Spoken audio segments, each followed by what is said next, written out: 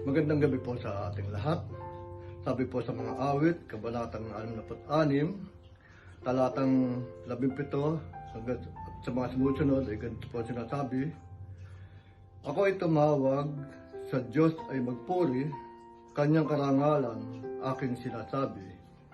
Kung sa kasalanan ako'y nagpatuloy, di sana ako dininig ng ating Panginoon. Ngunit tunay akong dininig ng Diyos sa aking dalangin. Ako ay sinagot. Purihin ang Diyos, siya'y papurihan. Pagkat ang daing ko'y kanyang pinakinggan, at ang pag-ibig niya sa akin walang katapusan. Tayo po'y sandaling manalangin. Panginoon, kami po ay patuloy na nagpupuro sa iyo. Itinataas po namin ang iyong dakilang pangalan sa gabi ito. Panginoon, nagpapasalamat po kami muli sa gabing ito na sa pagkakataon na nagkasama-sama muli kami sa gawain ito. Salamat po, Panginoon, sa patuloy na pag-iingat mo at sa paggabay sa araw-araw sa aming mga buhay.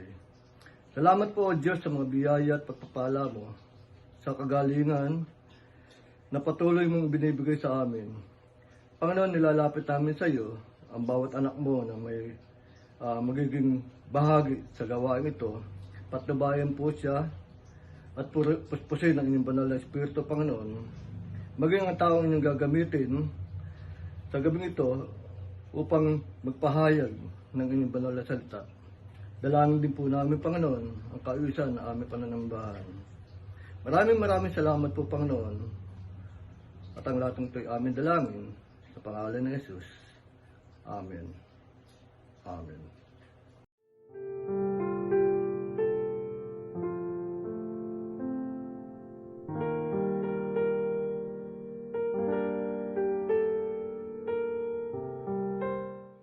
Sa mapagpalang gabi po sa ating lahat. Nagpupurit nagpapasalamat sa Panginoon dahil sa pribilehyo na muli ay makapagbigay ng testimony. Ako'y nagpapasalamat sa kanyang kabutihan sa aming mga buhay. Bagamat hindi naman karapat-dapat, pero talagang nandyan ang madadama talaga ang kanyang pagtulong at pagkalinga sa amin. Sa mga panahon ng pagsubok, nandyan yung kanyang pagbibigay ng kalakasan. At nagpapasalamat ako sa kanya dahil sa tuwing mananalangin, talagang nandyan ang kanyang tugon. Kung ano man ito ay, pagka sa mga panalangin ay kanyang, kung anong mga nakakabuti sa akin, ay kanyang binibigay. At nagpapasalamat ako sa kanya sa kaunawaan ng kanyang mga pagtugon sa aking mga panalangin. Lalo na sa mga pagsubok, minsan ako'y nanghihina, ako'y minsan ay nawawala ng panahon din. Guilty po ako dahil minsan ay hindi ako, kumbaga, nauuna yung kabisihan sa buhay, sa ibang lalo na sa pagising ko sa umaga.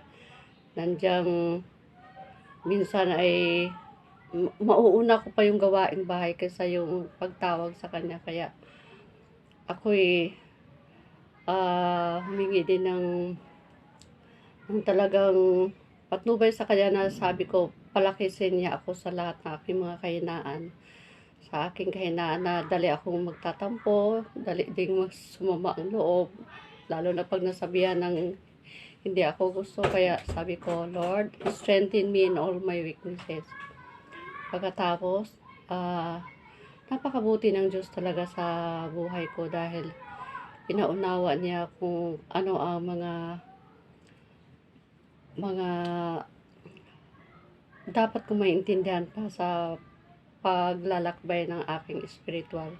Ganon din, nagpapasalamat ako sa Panginoon sa biyaya na napunta ako nga sa Tipas Unida Church. Mga taong nakasama ko, sa mga taong nakilala ko na nagiging inspirasyon ko din sa aking spiritual journey. Nagiging yung mga mentor ko, silang lahat ng mga ginagamit ng Panginoon na magiging lumago pa sa pananampalataya. Kaya maraming salamat sa Panginoon dahil sila din po ang naging instrumento kung paano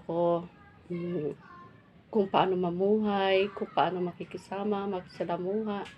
At talaga pong nakakatuwa dahil lalo na din po yung mga nagtuturo sa Bible study, sa mga small group, sa mga kasamahan ko sa kababaihan, sa The Barkads. Talagang nakaka-inspire sila nakasama.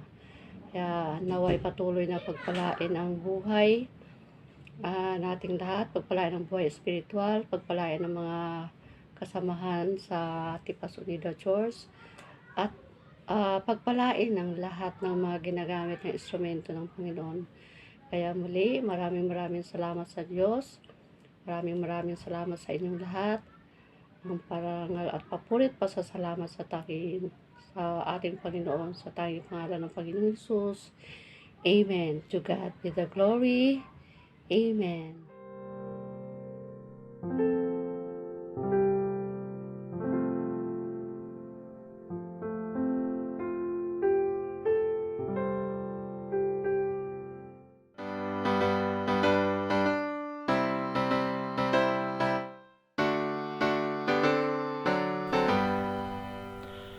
Lumakad sa liwanag ng pag-ibig, taglayin ang tuwa sa puso't dibdib.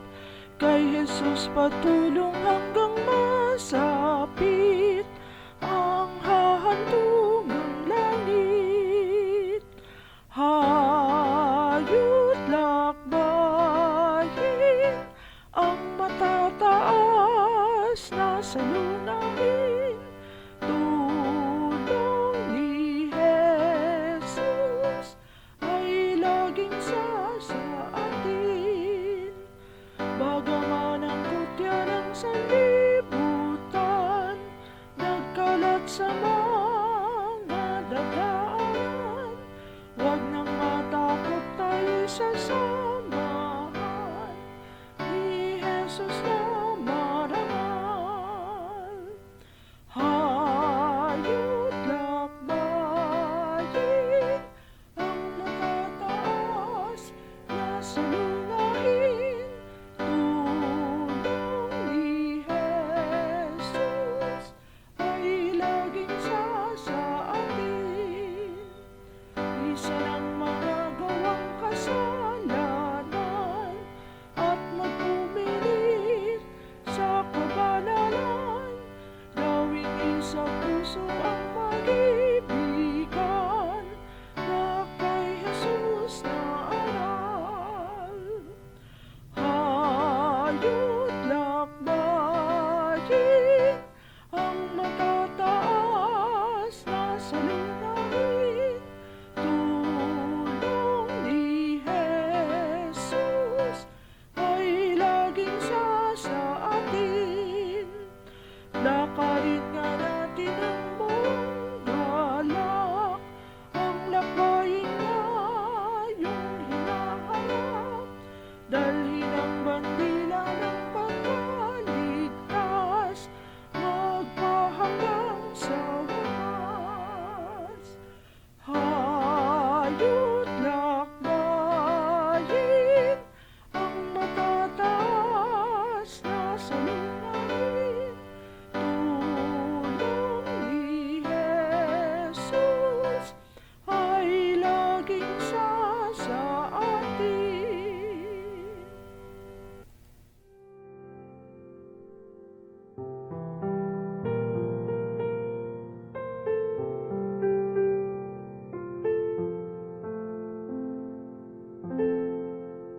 Isang magandang gabi po sa inyong lahat at purihin po ang Panginoon at sama-sama po tayong makakapag-worship at makakapagbalik ng papurit pasasalamat sa ating Panginoon sa gabing ito. Simulan po natin sa panalangin.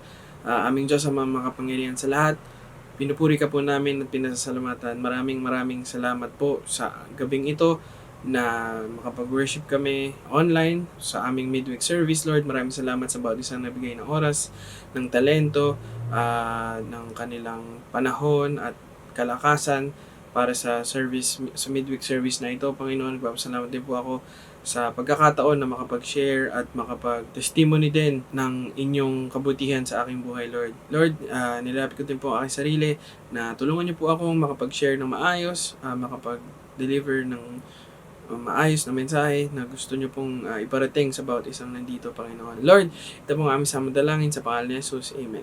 Unang-una po, purihin ang Panginoon sa buhay at kalakasan, sa araw-araw niya pong pag-iingat at pagpo-provide sa amin, sa akin, at sa amin ng aking family. Hindi niya po kami pinapabayaan, pagkus tuloy-tuloy po ang kanyang pag-bless at pag-iingat sa amin. Nagpapasalamat po ako sa ministries na kanyang pinagkakatiwala sa akin, sa technical ministry po, sa youth ministry, ganun din sa district, hanggang sa national. Binabalik ko po ang lahat ng paborit pa sa salamat dahil patuloy niya ako ine-equip, patuloy niya po akong hinahanda sa mga calling na binibigay niya sa akin. And sabi nga po ay mag-yes ka lang at ang Panginoon na ang bahala. Basta willing kang mag-serve, willing kang mag-take part sa kanyang ministry. Isa ko po pong gustong i-share is medyo malungkot. Malungkot na blessing pa rin. Kung naalala niyo po last year, September po ata ay napili din po akong mag-message sa ating midweek.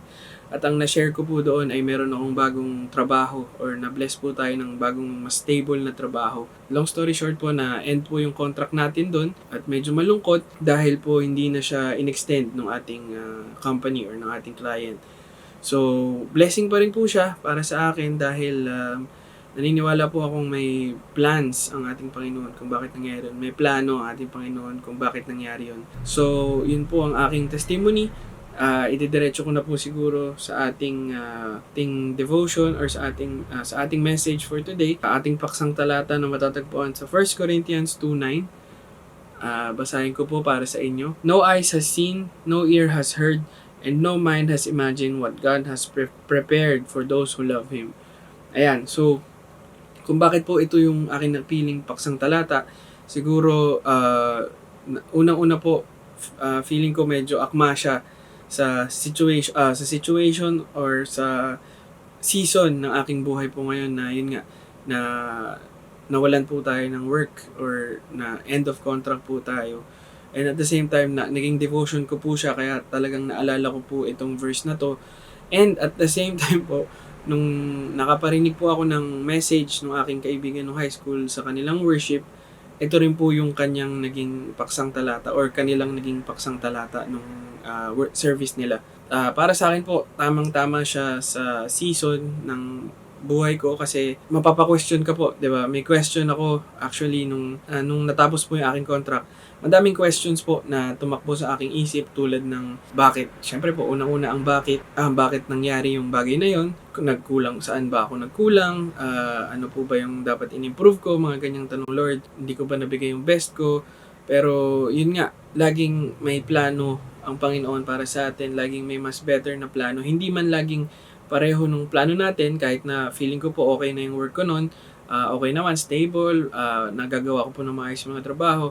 Pero hindi natin alam may mas better na plano ang Panginoon or may mas best siyang plano para sa atin. Ito po yung mga points na gusto ko pong i-share sa inyo regarding sa plano ng ating Panginoon. So, una po siguro is regarding God's plan, we will most likely not get it at that particular moment. Malamang po sa malamang, at that situation, at that particular moment, hindi po natin magigets agad or maiintindihan or minsan nga kahit natapos na yung sitwasyon, hindi pa rin natin siya nagigets. Pero for sure, at that exact moment na may nangyari sa'yo or natanggal ka sa trabaho or may challenges na nangyayari sa'yo, hindi po natin agad magigets kung ano yung nangyayari or gustong sabihin ng Panginoon sa atin.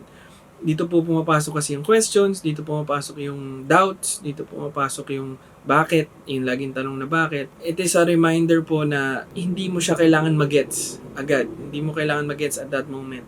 But it's all about trusting the Lord. It's all about believing na may ginagawa po si Lord sa buhay natin. So, nung natapos na po, nung medyo nakapag-pray na, nakausap na po ang ating Panginoon, nakapag-devotion na after that, medyo nalungkot, pero may nagets, mas naintindihan ko po yung gustong sabihin ng Panginoon or yung kanyang will para sa akin. So again, hindi po natin kadalasan magigets agad or kahit kahit matapos na, kahit tumagal na, minsan hindi po talaga natin nagigets kung ano yung ginagawa ng Panginoon. Pero it's not about we get it. It's not about na maintindihan po natin.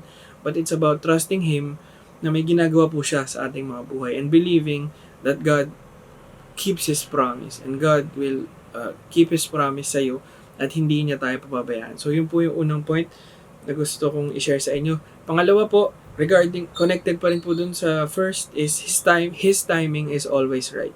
So, nung nababalitaan po namin na marami na pong na end of contract or may mga kasama po ako na end of contract, parang pinag-pray ko po na Lord, hayaan niyo po akong magstay, Lord. Patagalin niyo po ako ng konti. Lord, hayaan niyo pong makapag-ipon pa ako. Lord, hayaan niyo pong ganito, ganyan. Pero, yun nga, God's timing is always right and perfect.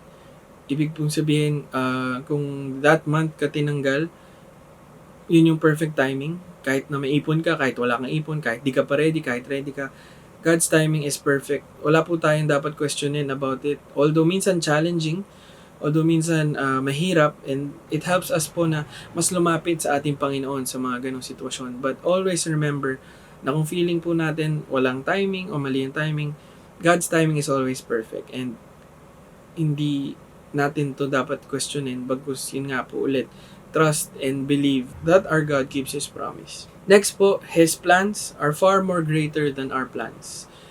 Again po, lagi ko siyang kinoconnect dun sa season na aking buhay na feeling ko po ay okay na po yung work ko na yun, maayos naman po ang work, maayos naman po ang sahod, at the same time na nagagawa ko po yung aking trabaho ng maayos at matino. Pero may plano pa po pala ang ating Panginoon para sa akin, so sa ating lahat. Ibig po sabihin nun, may plano po tayo para sa ating mga sarili, meron tayong mga gustong gawin, and we might think or maisip man natin na ito yung best para sa atin ngayon or ma-feel natin na ito yung best na trabaho, ito yung best na school, ito yung best na course, ito yung best na desisyon para sa pamilya. Pero si Lord pa rin, yung kanyang desisyon pa rin ay mas better, mas greater sa kung ano yung plano natin in terms of lahat ng bagay. Kasi po lahat na-i-set niya na lahat po ay kumbaga nakalatag na po lahat yung kanyang mga plano at hindi po natin to dapat questionin. Bagkus ulit ay dapat nating pagkatiwalaan at maniwala na ating Panginoon ay tapat sa kanyang mga pangako. So next po is, you will never be disappointed in God's perfect plans for you. Stop looking around and comparing and start trusting. So, kung napapansin niyo po, pag meron tayong mga pagsubok na pinagdadaanan or may mga challenges sa ating buhay, we oftentimes look at other people's situation or sige po, kadalasan sa social media, pag tumitingin po tayo sa buhay ng mga iba, parang ang bilis natin mag-compare na, ang sarap naman ng buhay niya, ang ginhawa naman ng buhay niya, parang wala siyang problema, parang okay na okay siya, but ganito, siya may ganun, siya may ganyan, okay yung work niya, okay yung school niya. But it often leads to jealousy, it leads to, minsan nagkakasala po tayo dahil sa ating pag-compare ng ganitong mga bagay. Pero kung tatandaan nyo po, ang social media ay highlights. Kumbaga, ito yung mga top moments ng buhay ng mga tao. Sabihin natin, success sa career, success sa field, awards, mga milestones.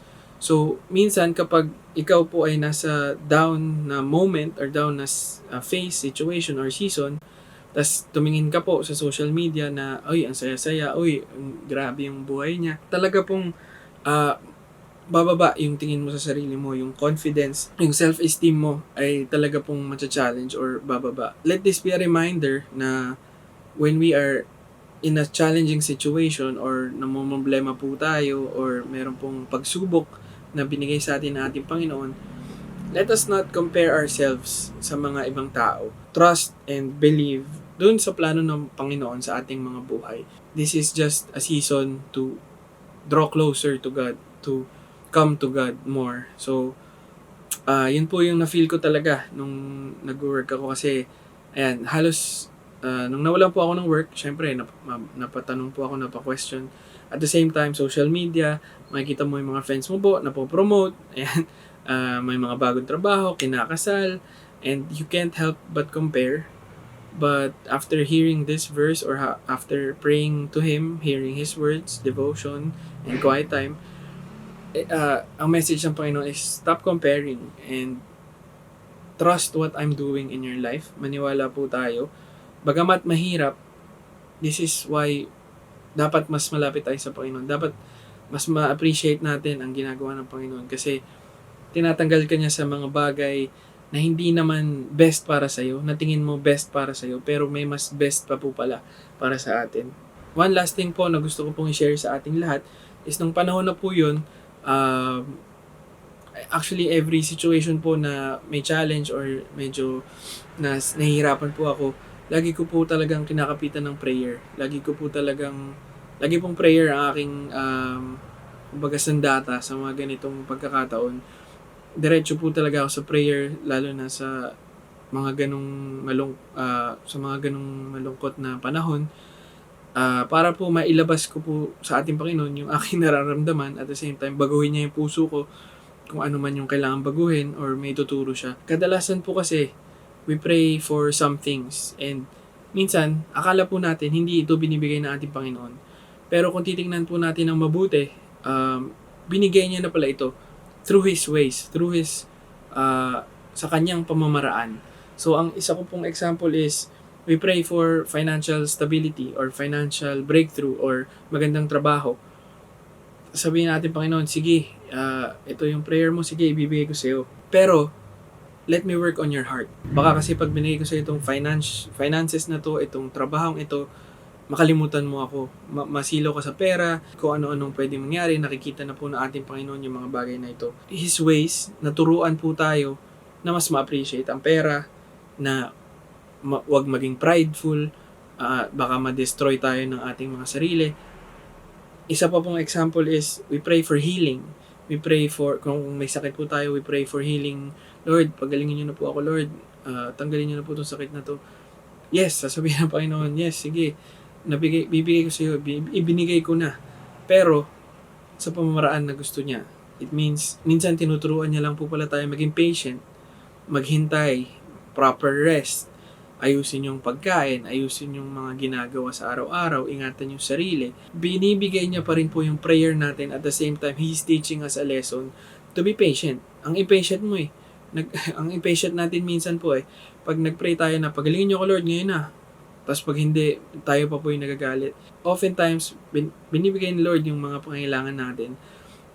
Pero may ways siya para mas ma-appreciate po natin yung mga blessing o yung mga prayer request na sinasagot niya. But we have to be patient. We have to listen or tingnan natin kung ano po yung tinuturo niya sa bawat nangyayari. Hindi po laging masaya, hindi naman din po laging malungkot. Pero kung nagtitiwala po tayo at tapat po tayo sa ating Panginoon, siya po ay mas tapat at mas tinutupad niya ang kanyang mga pangako.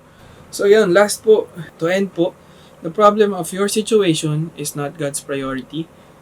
The problem of your heart is God's priority. Ibig lang po sabihin, yung tinitingnan ng Panginoon is kung paano kanya mapapabuti pa yung puso mo, paano niya maisa sa ayos, paano niya mas mapupuno ng kanyang pagmamahal, matuturuan tayo ng mas maayos through these things. Hindi naman po ibig sabihin hindi niya priority yung sitwasyon natin. Priority din niya po yun.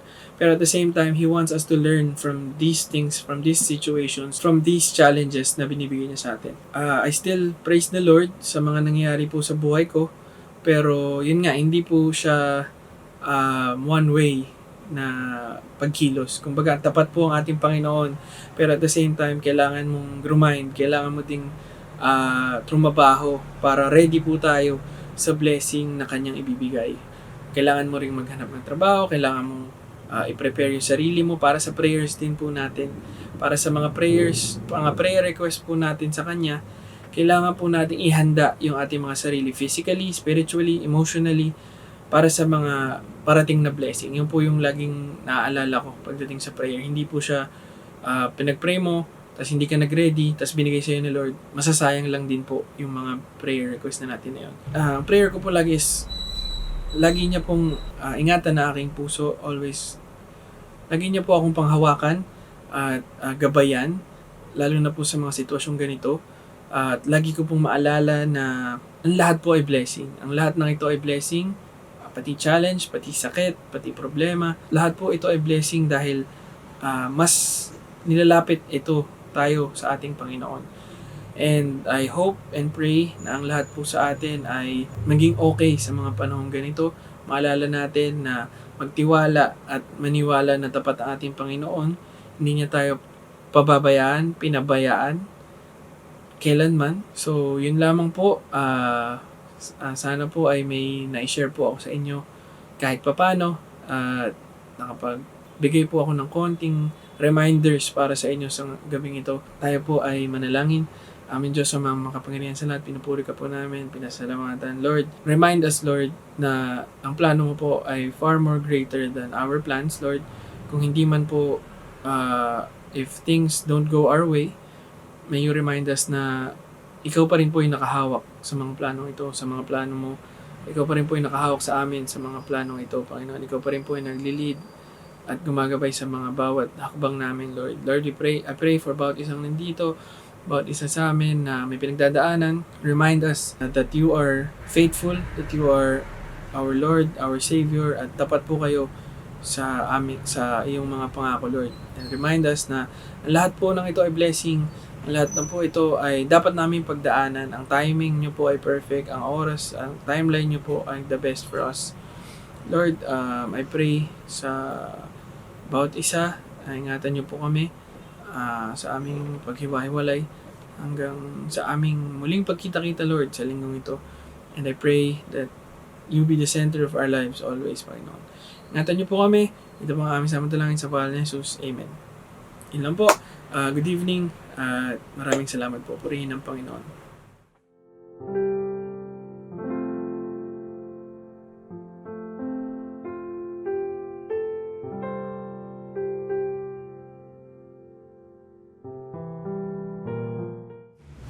Sa magandang gabi po sa ating lahat, sama-sama po tayo umawi at magpuri sa ating Panginoon.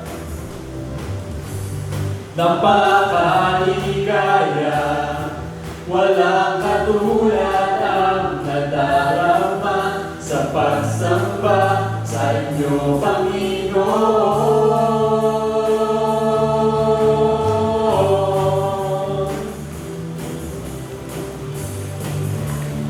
Minsan pa tayo mula. Napakaligaya, walang katulad ang nadarama sa pagsamba sa inyo, Panginoon. Aawit sa inyo, magpupuri sa inyo, ibibigay ang buong puso.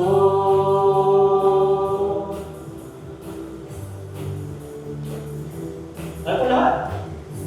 Lubos ang biyaya, sapat ang pagpapala sa lahat na lumalapit sa inyo, Panginoon. Aawit sa inyo, magpupuri sa inyo, ibibigay ang buong puso. Aawit sa inyo, magpupuri sa inyo, ibibigay ang buong puso.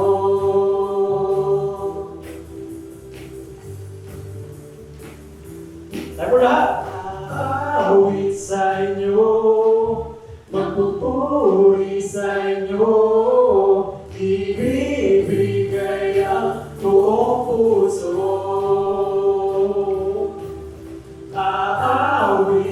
inyo, magpupuri sa inyo, ibibigay ang buong puso.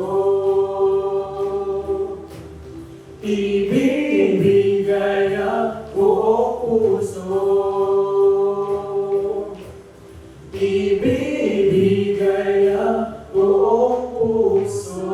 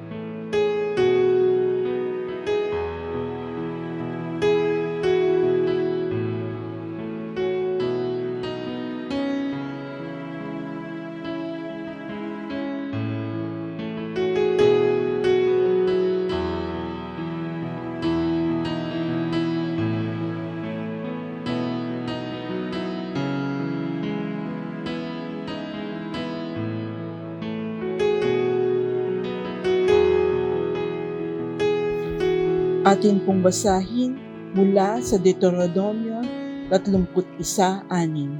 Magpakatatag kayo at lakasan ninyo ang inyong loob. Huwag kayong matakot sa kanila, sapagkat sasamahan kayo ni Yahweh na inyong Diyos. Hindi niya kayo iiwan ni pababayaan man.